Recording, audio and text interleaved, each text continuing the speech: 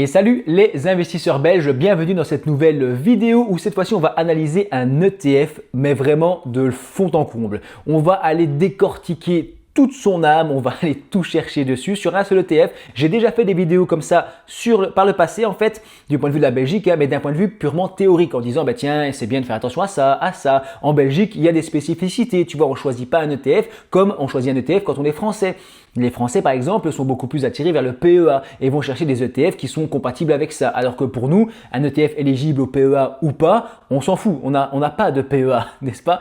Et donc, on a des règles, on a des manières de fonctionner qui sont différentes en Belgique et certains éléments qui sont plus importants ou moins importants pour nous. Je vais donc décortiquer ça avec toi en pratique dans cette vidéo et on est parti directement sur mon écran.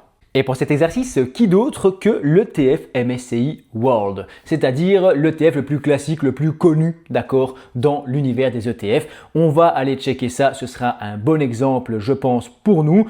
Et l'important ici, c'est que ce n'est pas une recommandation, c'est juste un exemple pédagogique pour faire toute cette analyse ensemble et se dire, ok, quels sont les points d'attention, où est-ce qu'on va retrouver les infos, qu'est-ce qu'il faut regarder, comment, pourquoi, ça veut dire quoi, etc., etc. Ah, j'ai oublié de faire un disclaimer. Aucun conseil en investissement, aucune recommandation d'acheter, de vendre, de faire quoi que ce soit de stratégie. Je ne suis pas un conseiller financier, encore moins un fiscaliste. Aucun conseil fiscal, ça, vous devez faire vos propres recherches. Investir comporte des risques de perte en capital. Va toujours lire mon disclaimer en description. C'est lui qui est le plus complet et le plus clair pour régir un peu notre relation. Et donc, je disais, MSCI World, il y a plein d'ETF, mais nous, c'est celui-ci qui va nous intéresser. Il y en a 28 différents. Tu vois comment je choisis parmi 28 ETF. Et il y a plein de critères. Étape 1, c'est l'indice. L'indice ici, c'est le MSCI World, donc l'indice qui va suivre plus de 1300 entreprises à travers 23 pays développés. Sur cette carte, tu peux voir qu'on a les États-Unis, l'Europe, le Japon, etc. Différents pays industrialisés avec les plus gros noms et les plus grosses entreprises du monde. Donc c'est très important. Et c'est un ETF assez basique, assez clair. C'est pas un ETF, c'est un indice d'abord, le MSCI World. Et ça existait avant les ETF. Ça permettait d'avoir une idée générale de comment évoluait l'économie. Puis un jour, un mec s'est dit, punaise, en fait, ce serait bien d'avoir plein d'entreprises, de diversifier au max, d'avoir plein de boîtes. Mais si j'achète plein de boîtes comme ça, eh bien, ça va me coûter une tonne en frais et ce sera ingérable de savoir qui rentre, qui sort. Donc, c'est pas possible pour un particulier. Et une entreprise s'est dit, moi, je vais les acheter. D'accord, ces entreprises du MSCI World, et je vais ensuite proposer aux gens de payer une seule part, un seul achat en une fois pour être exposé à toutes ces entreprises de manière indirecte. Un ETF. Donc c'est une invention sympathique, c'est pas miraculeux, pas aussi miracle qu'on pourrait te faire croire des fois sur les réseaux sociaux, aucun produit miracle, aucun rendement garanti, je l'ai dit. Donc les ETF c'est cool, mais il n'y a rien de magique là-dedans, là il y a plein de choses à comprendre et on va faire un bout de chemin ensemble d'ailleurs dans cette vidéo. Donc étape 1, il y a un indice et on se dit un indice a tendance à croître puisque il y a de l'inflation, il y a de la croissance dans les pays et donc sur le long terme, la moyenne de ces entreprises, de ces grosses entreprises est censée monter. C'est en tout cas l'idée qu'on a ici. Rien n'est garanti encore une fois, mais ça paraît pourtant logique et c'est ce qui s'est passé dans le passé, même si les performances passées ne présagent pas des performances futures. Oui, mais cependant, si l'économie est léthargique pendant 40 ans, ça veut dire que l'humanité va en sens inverse, qu'on n'évolue plus, qu'on ne monte plus et que donc on a peut-être d'autres problèmes que la bourse à régler. Bref, je descends un petit peu, tu peux voir la performance, on va en reparler après parce qu'on va d'abord sélectionner un ETF. Il y a plusieurs critères. Sur ce site Just ETF qui est très sympa, il y a aussi d'autres sites comme ça un peu d'analyse. On va en explorer plusieurs, je pense, dans cette vidéo. Il te dit quel est le meilleur ETF MSCI World selon son rendement sur un an. Donc ça, c'est en fonction du rendement. Tu vas me dire, comment peuvent-ils avoir un rendement différent alors qu'ils sont tous ici sur le même indice? Eh bien parce qu'ils peuvent avoir un tracking error différent et ne pas suivre tous l'indice de la même manière. Certains peuvent un peu plus s'écarter de l'indice parce que la gestion derrière suit ou ne suit moins. Donc ça c'est possible aussi. Certains aussi sont distribuants et donc ils distribuent les dividendes qui ne sont pas réinjectés, ce qui peut jouer sur la performance. Certains fonctionnent avec un système de swap et de contrepartie. Ce sont les ETF synthétiques qui eux n'achètent pas forcément les actions de l'indice et qui donc peuvent aussi sous-performer, surperformer légèrement et avoir ainsi des petites différences. Mais tu vois qu'ici, par exemple, ils ont tous à peu près le même genre. Si tu veux tout comparer en fonction du rendement, normalement, on ne doit pas avoir d'énormes changements, tu vois. Sur la plupart des ETF, on part ici à 14-30% et là, on est à 15,20%. Donc, il y a quand même un petit pourcent de différence qui peut se faire. Mais bon, nous, on va avoir un autre critère, on peut choisir le plus grand ETF. Donc ça, c'est la taille ici. Un ETF qui est très grand ou très petit. 100 000 millions d'encours. Enfin, 100 000 millions. Ça, c'est le plus gros ETF de très loin, tu vois. Ce qui n'est pas toujours un gage de qualité, tu vas voir, parce qu'il y a des ETF qui sont beaucoup plus jeunes et qui ont parfois moins de frais ou des fonctionnalités sympathiques. Et donc, il ne faut pas forcément toujours aller vers le plus gros. Mais ça donne aussi quand même une idée. C'est le plus populaire, en tout cas, c'est celui-là, puisque c'est là qu'il y a le plus dedans. Mais il y a aussi l'effet un peu terrasse de café. Tu vois, j'avais parlé une fois dans une autre vidéo, je pense, où quand tu vas au resto avec ta femme, tu balades sur la place ou sur le port et tu vois des terrasses. Il y en a qui sont vides et puis tout d'un coup, il y a une terrasse qui est remplie. Pourquoi? Parce qu'en fait, les gens, ils passent, ils voient la terrasse remplie, ils vont là-bas vers les gens parce qu'ils ont peur d'aller s'asseoir tout seul à deux sur une terrasse où il n'y a personne, tu vois. C'est pour ça que souvent en marketing, on dit quand tu es serveur et tout, qu'il faut proposer un verre gratuit, etc. aux premières tables pour un petit peu remplir la terrasse et ensuite attirer les gens derrière. Mais ici, c'est un peu ça, tu vois, le monde attire le monde, on voit les 100 000 millions d'encours, on a envie d'aller là, alors que il y a d'autres possibilités. Bref, en dessous, tu peux voir le plus avantageux en termes de frais, etc. Tu peux comparer ici, selon les frais, certains qui ont plus de frais, moins de frais, la capitalisation aussi.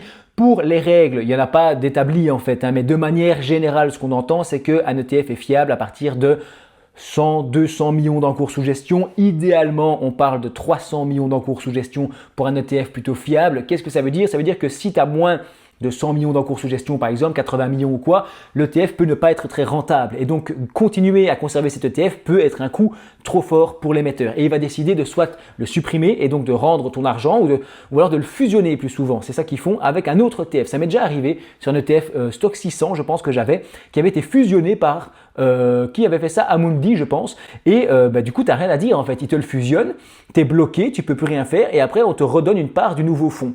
Et le problème que moi j'avais eu, c'est que cet ETF, en fait, il était capitalisant parce que moi, c'est ça que je voulais. Et en étant fusionné, on m'a redonné une part d'un ETF qui, du coup, était devenu distribuant. Il distribuait les dividendes.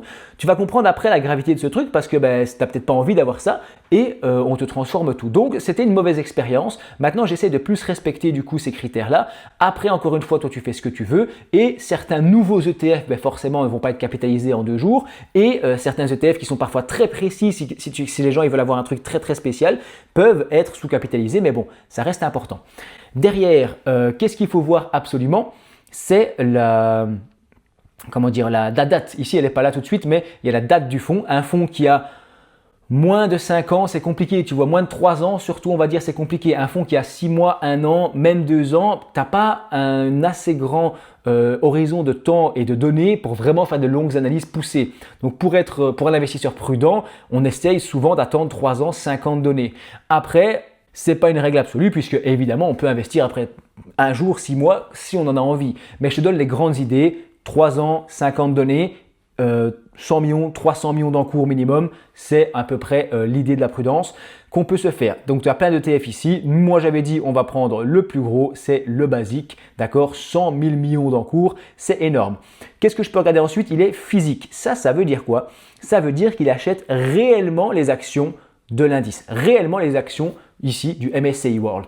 On va vérifier ça dans les positions. Donc, dans les positions, nous avons les Nvidia, Apple, Microsoft, Amazon, Meta, Alphabet, etc. Principalement des entreprises américaines, n'est-ce pas? C'est d'ailleurs le problème actuellement du MSCI World, c'est que quand moi j'ai commencé à investir, il valait à peu près 50% et on se disait, ok, il y a beaucoup d'US, mais il y a quand même pas mal d'autres choses. Ici, 68% de l'indice représenté par les États-Unis, c'est énorme, hein. Donc, mais bon, derrière, tu as du Japon, Grande-Bretagne, Canada, tu vas avoir de la Suisse, de l'Irlande, Pays-Bas, Allemagne, d'autres pays du monde, tu vois, à 2%, 5%, 3%, qui vont venir aussi influencer ça.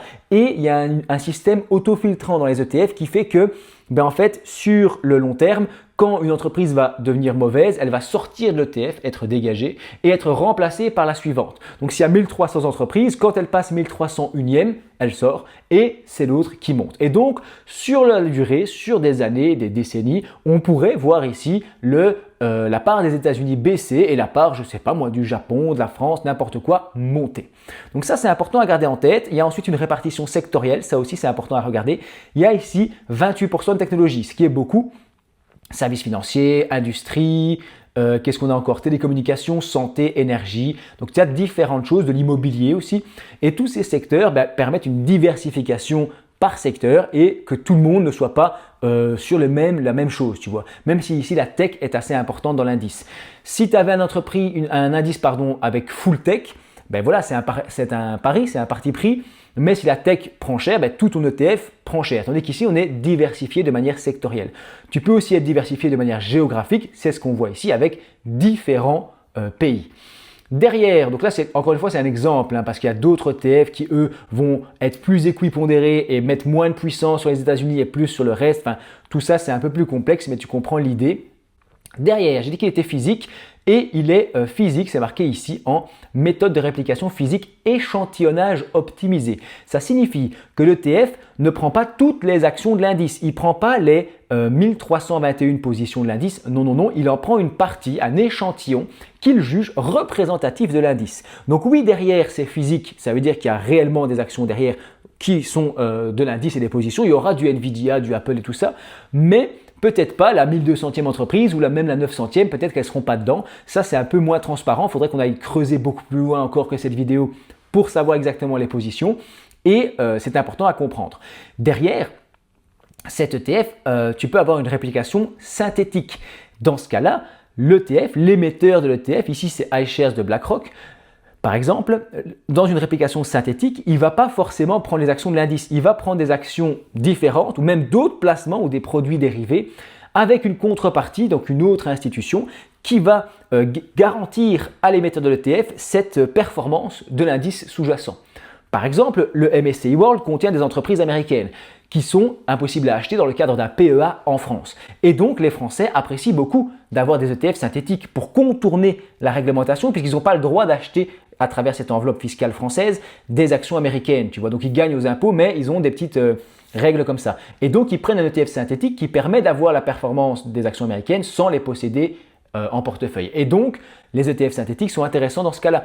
Pour nous, Belges, ça a vachement moins de sens. Même si, dans certains scénarios, un ETF synthétique peut être très utile, puisque si tu veux des actions de certains pays difficiles d'accès, eh bien, un ETF synthétique peut te rendre cette performance avec moins de frais qu'un ETF physique qui, lui, va t'assassiner en frais. Donc, il y a encore une fois toute une réflexion. J'ai dit qu'ici, je restais vraiment en mode vulgarisateur et idée générale. On effleure les sujets, on donne l'idée générale, mais tu peux aller encore beaucoup plus loin que ça. En Belgique, je retiens juste qu'on préfère généralement physique, même si ce n'est pas une règle absolue et que dans plein de cas, on peut envisager un ETF synthétique, mais de base, physique est aussi un placement plus simple du coup à comprendre et c'est important de comprendre ce dans quoi on investit. Il faut comprendre ce qu'on achète avant d'investir, c'est essentiel. Il est en capitalisation, ça veut dire que cet ETF, il va redistribuer les dividendes. Mais quels dividendes? Eh bien, les dividendes des 1300 entreprises, puisque dans ces entreprises, il y a des entreprises qui versent des dividendes. Qu'est-ce qu'on en fait? On te les rend ou bien on les garde? Eh bien, tu peux choisir de les capitaliser. Ça veut dire que l'ETF va les garder dans l'ETF et faire gonfler la valeur de tes parts et de ton placement, faisant ainsi profiter sur le long terme des intérêts composés. Certains ETF sont distributifs. Ça veut dire que eux, ils te rendent. Pour te donner un exemple, ils te rendent les dividendes. Tu vois, capitalisation ici, hop, distribution. Cet ETF-là, HSBC, donc c'est un autre émetteur, hein, il est distribuant, donc il redonne les dividendes. Quand tu vas les toucher en Belgique, tu vas payer 30% à l'heure où je tourne cette vidéo de précompte mobilier. Donc, si tu as 100 € de dividendes, tu les touches en distribution, tu as 70 euros net que tu peux ensuite réinvestir dans ce que tu veux ou faire ce que tu veux avec. Tandis que dans le capitalisant, tu touches les 100 € net, mais tu ne les reçois pas en fait. Tu ne les touches pas en argent, tu ne les as jamais reçus, donc ils ne sont pas taxés et ils sont incorporés dans l'ETF. Et donc, ça permet de gagner un petit peu sur le long terme. C'est sympa si on est jeune par exemple ou bien qu'on a un très long horizon de placement et qu'on préfère capitaliser, qu'on n'a pas besoin de retirer des revenus, ça peut avoir du sens et d'autres personnes vont préférer avoir un ETF distribuant pour toucher des revenus et ensuite en faire autre chose. Ça dépend un peu de tout le monde, mais il faut savoir que ça déclenche la fiscalité d'avoir un ETF distribuant contrairement à l'ETF capitalisant. Même si n'abusons pas, quand l'émetteur, lui, capte les dividendes, ils sont aussi taxés à la source. Mais ça, tu peux rien y faire. Hein. Enfin, en tout cas, moi, je ne pense pas que tu puisses récupérer quoi que ce soit à ce niveau-là, mais c'est à savoir aussi. Bref, derrière, on a ce qu'on appelle le TER. Total Expense Ratio, c'est-à-dire le total des frais pour les coûts administratifs, les comptables, les secrétaires, la gestion courante de l'ETF et de l'émetteur. Il faut bien payer les gens qui s'occupent de gérer tout ça pour nous. Parce que pour nous, c'est facile, tu cliques sur 2 boutons, mais pour eux, il y a plein de travail aussi derrière. Et donc là, on est à 0,20%, ce qui est plutôt honnête, sachant que pour ce genre de placement en banque, via une banque classique belge, on est généralement à 1%, 2%, voire même des fois jusqu'à 2,80, 3% de frais, c'est-à-dire 10 fois supérieur à ce qu'on a ici. Pour te donner une vague idée, imaginons un placement de 100 000 euros, 3% de frais annuels, c'est 3 000 euros. D'accord? Que la bourse aille bien ou mal, même si tu as perdu, on te prend quand même les 3 000. Tandis qu'ici, à 0,3% par exemple, on t'en prendrait 300. 300, 3 000, le choix est quand même assez difficile à faire, n'est-ce pas? Bref, ça on doit vérifier parce que ce TER en fait est assez faussé. Souvent sur le site on te présente un TER mais il y a d'autres frais cachés qui n'apparaissent pas sur les sites. Et sur les courtiers, les Trade Republic, Bolero, etc., Belfius, enfin qui tu veux, qui font des… Belfius ils ont quoi? Rebelle il me semble. Enfin bref, dans toutes ces plateformes d'investissement, généralement on te met le TER, d'accord? Et ils mentent pas, ils te mettent le TER, mais derrière ça peut cacher des frais. On va vérifier ça ensemble dans un instant. Ce que je peux encore te montrer en Belgique, c'est qu'il y a un truc qui s'appelle la TOB, taxe sur les opérations boursières. C'est une taxe qui est due à chaque achat, chaque vente, chaque opération que tu fais en ETF. Là, la meilleure chose à faire, c'est de taper sur YouTube TOB ETF GoTeco et tu vas retomber sur des vidéos plus carrées où je t'explique exactement comment définir le taux de TOB d'un ETF. On est à soit 0,12 pour certains ETF, 0,35 pour les ETC généralement et certains ETF. Et puis 1,32 pour certains ETF enregistrés en Belgique. Par exemple, cet ETF-ci, tu prends le code ISIN, donc ça c'est un code d'identification unique à chaque placement, action ou ETF ou autre placement en bourse, qui permet de le retrouver sans se tromper. Donc là, je prends mon code ISIN d'identification. Il y a aussi le ticker qui est aussi pratique parce que c'est plus simple que le long code qui est là. Mais moi, j'utilise souvent le code quand même. Moi, je vais aller sur Internet et simplement, j'ai tapé mon code ici, tu vois, et je peux retrouver, j'avais déjà une fois été dessus apparemment, le site de BlackRock qui est l'émetteur, donc c'est eux qui possèdent iShares. iShares est une filiale de BlackRock, d'accord, une gamme d'ETF de BlackRock avec Core, ça fait partie aussi d'iShares, et le MSCI World, ça c'est l'indice. UCITS, ce sont les critères UCITS qui… Comment dire, l'émetteur ici, BlackRock, doit respecter plein de règles de transparence avec des documents qu'on va regarder dans un instant ensemble et aussi la liquidité du fonds, respecter aussi les règles de diversification et toute une série de choses. Tape là aussi critères UCITS GoTeco, tu retrouveras des vidéos que j'ai fait sur le sujet. Donc c'est plutôt bon signe, hein. C'est bon signe d'avoir le sigle UCITS sur un ETF. Derrière, tu as l'ETF, donc ça veut dire que c'est un ETF, donc ça c'est assez simple. Derrière, tu vois qu'on est à 123 $ la part, d'accord? Et quand tu descends, tu vois les performances sur le site, tu peux voir aussi les points clés. Donc là, on te montre le code ISIN, l'idée des revenus du prêt de titre, si jamais on en fait, qu'il est physique, qu'il est chez iShares 3 PLC, d'accord? Et qu'il est en rebalancement trimestriel, ça c'est important aussi. Et en dessous, on peut voir qu'il est enregistré en Allemagne, en Espagne, en Irlande, aux Pays-Bas, en Pologne, etc. Mais pas manifestement en Belgique. Dans cet ETF, on n'est pas enregistré en Belgique, donc il y a fort à parier qu'il soit à 0,12%. S'il est enregistré en Belgique, il faut les vérifier en fait sur le site de la FSMA, les listes des ETF enregistrés, c'est eux qui les ont. On peut télécharger un Excel et voir exactement s'il est dedans ou pas. Donc ça, tu cherches sur la chaîne, il y a des tutos pour aller plus loin et savoir exactement le taux de taxe et de TOB d'un ETF. Ça peut être un critère important et tu ne le trouveras jamais directement sur un site comme ça, tu vois, TOB pour la Belgique, non. Malheureusement, on est mis un peu de côté à ce niveau-là. Tant que je suis là-dessus, je vais aller voir la fiche technique, le KID. C'est surtout ça. Ce document KID qui est le fameux document qui vient notamment de UCITS, qui ici est daté du 10 avril 2025. Donc, ce n'est pas tout récent, mais bon, ça reste 2025, c'est récent. Et dedans, tu peux lire à la maison toutes les explications du fonds et on te met une échelle de risque, une échelle de 1 à 7. Risque 4, c'est plutôt honnête, c'est un risque basique. Risque 1 et 2, on ne va pas se cacher que j'en vois très rarement, hein, parce que c'est souvent quand il y a des obligations dedans et ce genre de choses, et que c'est des fonds mixtes ou des fonds obligataires beaucoup moins risqués qui sont basés sur des dettes d'État, etc. Ici, on est 100% en action, donc forcément, il y a quand même du risque, mais un risque modéré à 4 sur 7. Certains ETF, soit 5 ou 6, voire 7 sur 7 de risque.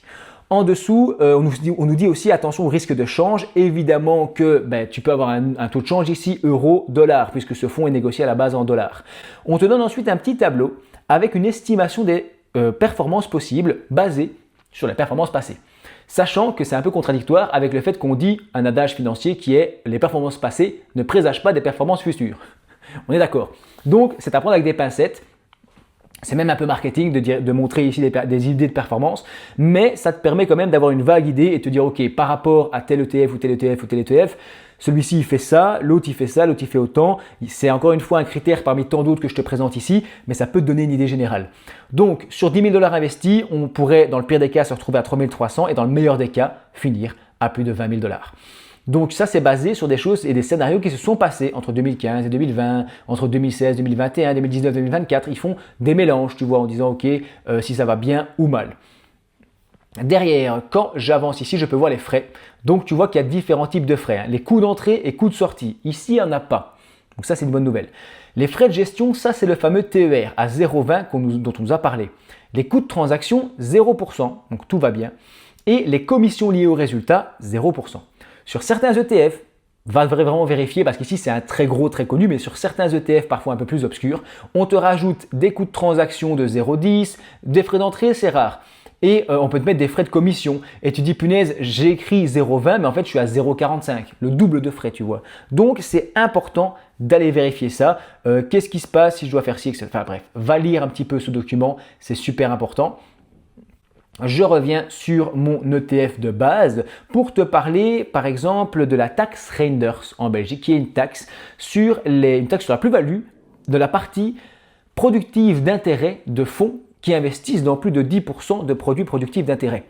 En gros, ça signifie, parce que c'est un peu compliqué, que en Belgique, si tu investis dans un fonds type ETF ou un autre fonds qui a plus de 10% de produits de taux, typiquement des obligations, ça produit des intérêts, eh bien, il y a une taxe sur la plus-value sur la partie obligataire. Sur la partie productive d'intérêt, si le fonds ou toi-même ne peut pas prouver la partie productive d'intérêt, on taxe sur la plus-value de l'entièreté du fonds, puisqu'on ne sait pas prouver quelle est la partie taxable. En bref, va voir encore une fois d'autres vidéos que j'ai pu faire sur la taxe Reinders, renseigne-toi sur Internet, consulte pourquoi pas un fiscaliste ou un professionnel pour aller plus loin et pour bien comprendre et cerner l'idée. À vérifier, un ETF physique ici, dans ce cas-ci, par exemple, on est plutôt tranquille. Et en plus, il est 100% en actions. Il n'y a que des actions dedans. Donc, on est complètement hors du champ de la taxe Reinders. Les ETF soumis à taxe Reinders peuvent être intéressants, j'insiste, dans le sens où ils permettent d'être parfois plus défensifs ou d'atteindre certains marchés ou de rentrer simplement dans certaines stratégies qui peuvent avoir complètement du sens. Donc la fiscalité, c'est important, mais ce n'est pas un critère plus puissant que les autres, d'accord? Ça dépend des situations, ça dépend encore une fois de plein de choses. Tu ne peux pas juste trancher en fonction que c'est bien ou mal. Ça dépend des scénarios, ça dépend. Il y a des moments où tu peux prendre des produits soumis à cette taxe. Bien entendu, il faut juste savoir que ça existe, savoir qu'il faut la déclarer et savoir qu'il faut la calculer, etc. et s'occuper qu'elle soit faite. Ensuite, nous pouvons aller checker, donc j'ai dit les positions, ça on a déjà été voir. On peut aussi aller voir les performances évidemment d'un ETF.